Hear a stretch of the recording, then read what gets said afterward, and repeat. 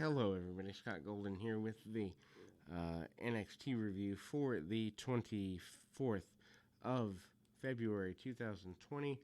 And I did this one first because the difference between this and the AEW review is very stark. I didn't like everything on AEW, but this NXT show is getting abysmally bad.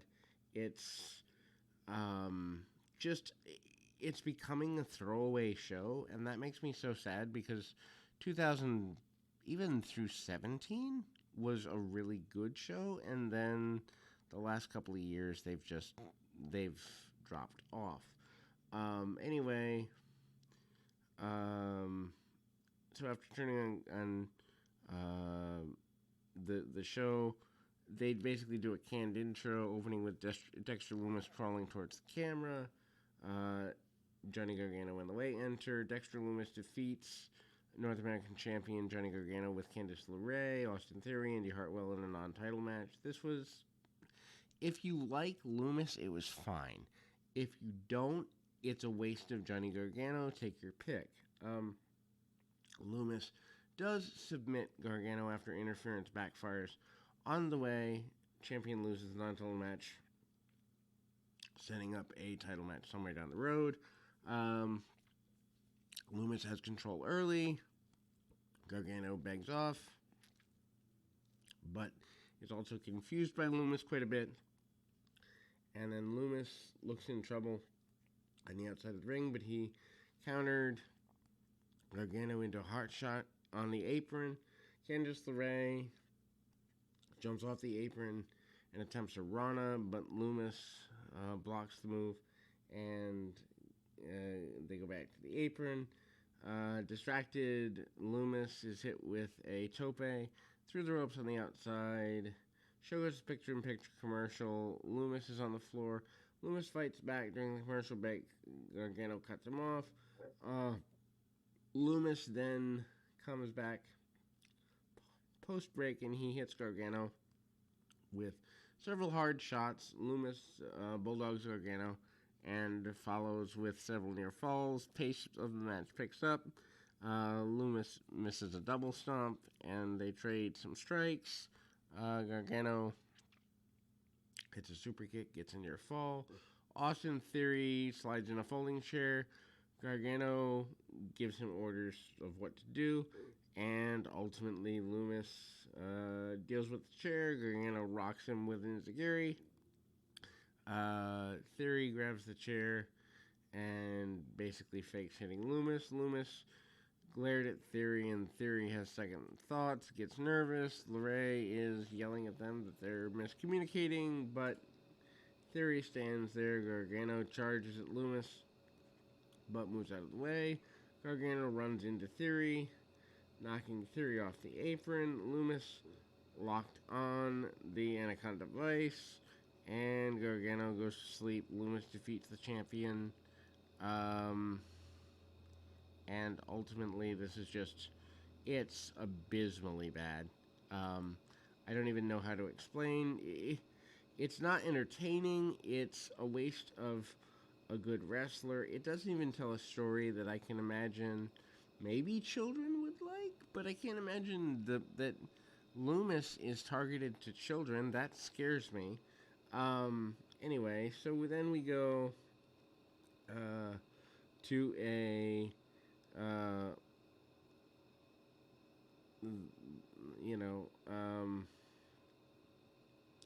profile of MSK, highlighting them winning the Dusty Classic. They basically hype the journey of the process of winning the Dusty Classic, but they don't have enough history that their journey really matters to fans. I think they should have talked about their indie days. I think they should have talked about something that made them a little more, I don't know, just relatable. I don't think they've done a good job of getting them over as people, but hey, it's only WWE, so who cares, right? Anyway, and then Carter talks about his late father and how, his father would have supported him through it. I mean, they did okay, but again, you don't have enough backstory of history. The emotional thing with the father was good. Anyway, so Grizzled Young Veterans attack MSK a few minutes later when they're doing an interview. Vets laid them out with chairs. Um, let's see. So, Shotzi Blackheart is in a Burger King profile type commercial, like the old Saturday Night Main Event Mountain Dew commercials, if people remember those. Leon Ruff and Tyler Rust, Malcolm Bevins is with Rust. They go to basically a no contest, but the match is all but thrown out. Match ends before it really begins. Ruff attacks from the start, and Isaiah Swerve Scott comes out, and so he does the attacking, and Bevins still raises Rust's hand. So I guess they're trying to get over Rust as a smarmy something. Pre-taped, Bevins is waiting in a training room to hear Ruff is cleared to wrestle. Trainer tells Ruff that he's cleared to compete. Bevins pops up to challenge Ruff for a match against Rust. Not that anyone cares about this. Bevins with a pre-match promo called Ruff the son he never had that he didn't want, which was an awesome line. He said Ruff is going to get an opportunity of a lifetime facing a diamond in the Rust. Another good line. At least they're giving the former Stokely Hathaway something cool to look at and do. Anyway, Isaiah Swerve Scott, before the match could start, runs in, attacks Ruff again. He drags Ruff to the announce desk, and Scott said that he wanted some opportunities. His Death Valley driver and sent Ruff spine first through the ring apron. Then there's a PSA doing the Black History Month thing. Cameron Grimes is on his tablet and he's watching classic footage of the $1 Million Man doing the old basketball with a kid skit. Grimes had his own basketball. Found a guy backstage, and Grimes challenged the guy to dribble the basketball 10 times. Jokes on Grimes. He had not watched the whole video. And DiBiase kicks the ball away. The guy backstage does it and then takes Grimes' money. Grimes looks like a goof. This is funny. I love this. It's awesome because basically he's rich but he's not smart, so it's a cool little deal. Kind of a takeoff on the Beverly Hillbillies. NXT Women's Champion Io Shirai defeats Zoe Stark in a non-title match. Shirai pins Stark. Match was okay, although they had some sloppy spots. Shirai ties her up in a Cobra twist, and then Stark blocks the 619. She kicks Shirai on the apron. Shirai counters a dive, delivers a kick of her own. Stark knocks her off the top rope, and Shirai goes to the floor in time for the commercial.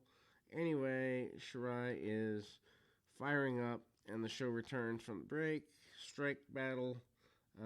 Stark has a roll through into an attempted splash, and they collide. And when they both go for a crossbody double down, Stark with a release dragon suplex for a near fall. Shirai comes back with a bunch of offense, Tiger fake kick, and Shirai goes to the top, hits a missile drop kick near fall. That should be the finish. But anyway, Super Frankensteiner by Shirai, and Stark is sent to the mat.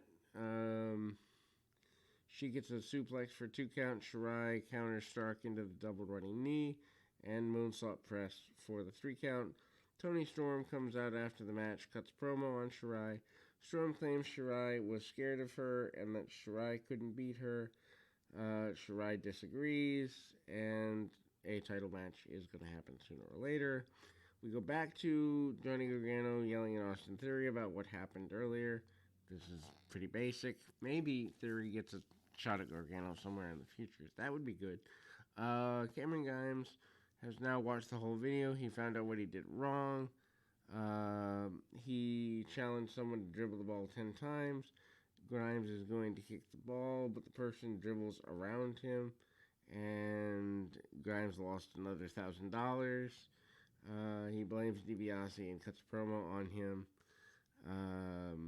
I love this. I mean, maybe DiBiase comes back and does a cameo at some point and basically says you have to be smart to be rich or stay rich or something. Anyway, there are a million ways they could go with it. Xia Li defeats Casey Catanzaro with Caden Carter. Z wins with a ref stoppage after hurting Catanzaro's knee. Catanzaro is doing a lot of selling in the beginning of the match. Lee throws her into the barricade and sends her into the ring steps. Lee goes after her knee. Catanzaro screams in pain, selling. Lee drags Catanzaro into the ring by her hair. Catanzaro could barely fight back. Ref calls for the bell. Referees come in, and Boa blocks their path. Meanwhile, Catanzaro is being helped to her feet by officials. Lee drops Catanzaro with a roundhouse kick. Vignette hyping the title match next week for the Women's Tag Team Championships, Baszler and Jax against Dakota Kai and Raquel Gonzalez. That would be cool if they called them up. I don't imagine that to happen, but anyway. The Grizzled Young Veterans, Gibson and Drake, defeat Drake Maverick and Killian Dane. Drake pinned Maverick to win the match. Nothing really of note here. Maverick is beat up until Dane makes the save. Dane sends his own partner over the ropes into the heels. Show cuts to commercial. Dane goes nuts after the break. And then Dane lifts both heels in double fallaway slam. Maverick runs in for the moment and then gets double teamed. Dane broke up a pinning attempt, but is taken out with a dive. Maverick takes a Ric Flair press slam off the top, and then Maverick took the ticket to Mayhem. Drake covers Maverick to score the pinfall. And then we go to Karrion Kross with Scarlett defeating Santos Escobar in a non-title no DQ match. Kross wins and completely pins Escobar clean. Basically, yeah. Escobar arrives in an SUV. He gets his entrance. Kross attacks Escobar, and before anybody gets in the ring, the fight begins in the parking lot, and both do the street clothes thing. They fight basically an old ECW style or AAA arena style. They basically fight around a cargo truck, and Escobar locks himself in the cab of the truck. Kross finds a pickaxe, of all things, beats up the door. Escobar flees to the truck.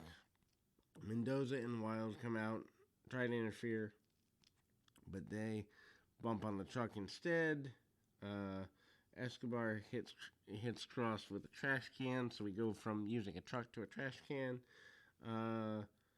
And then there's a 3-on-1 beatdown on Kross, and then Kross is rammed into the truck.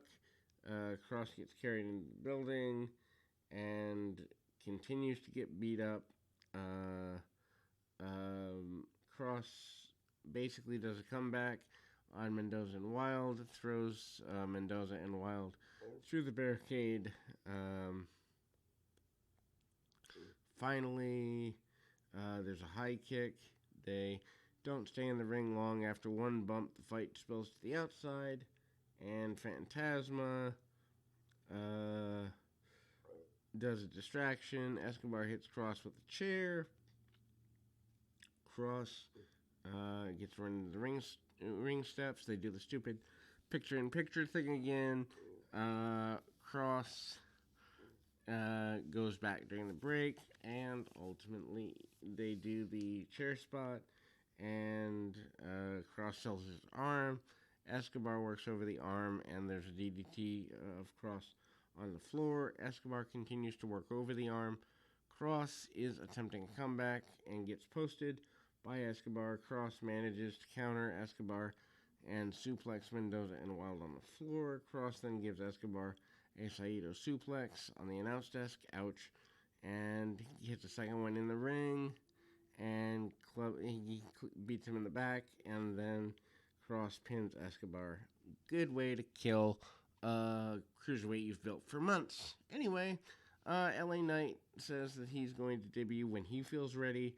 Adam Cole closes the show with a promo. What an awesome way to close a show when you're competing with another show. Anyway, Cole addresses his attack last week on Kyle O'Reilly. He says he had every intention of explaining himself. Cole claimed he's sick to his stomach. He's been mad at recent weeks, but that doesn't excuse his actions. Cole says he's ashamed of himself. Tells O'Reilly he wishes he could talk to him man-to-man, but they cannot because of Cole. He injured O'Reilly, and Cole said he's upset about what he's done. He said he made stupid mistakes. He hates himself for it, and he says he's going to try and fix this. Cole said he is going to do everything he can to fix this. Roderick Strong interrupts Cole. Strong's not buying any of this. He's angry and cuts a promo on Cole. Undisputed Era is built on trust and brotherhood, according to Strong, and they said they had each other's backs. Strong said Cole betrayed them. Strong told Cole that O'Reilly, basically he said he can't save Cole from O'Reilly, and Finn Balor interrupts. Balor pushes Strong aside and rushes into the ring, begins brawling with Cole. Strong goes after Balor, allowing Cole a chance to hit the super kick. Cole tries to tell Strong he's sorry, but Strong hits him with a clothesline. Strong's upset with himself for doing what he did. Cole keeps saying he's sorry, and he basically takes a knee while apologizing, and then Strong kneels down to console Cole. Strong said he was sorry, called Cole his brother, and says he loves him. They embraced. Cole suddenly gives Strong a low blow. Cole rips the Undisputed Era pendant necklace from around Strong's neck, and then Cole called Strong stupid and then super kicked him. So Adam Cole basically is the biggest heel in the area now. Might even be the biggest heel in WWE, because at least there's passion behind what he's doing. Good angle to close the show. I wouldn't have done this as the final segment, a talking segment versus AEW, but that's just me. Anyway, not a bad show by any stretch of the imagination. Hopefully, you enjoyed this, and we've got over 1,100 audios for you to check out, so keep your feet on the ground, your mind in the moment. Till next time, everybody.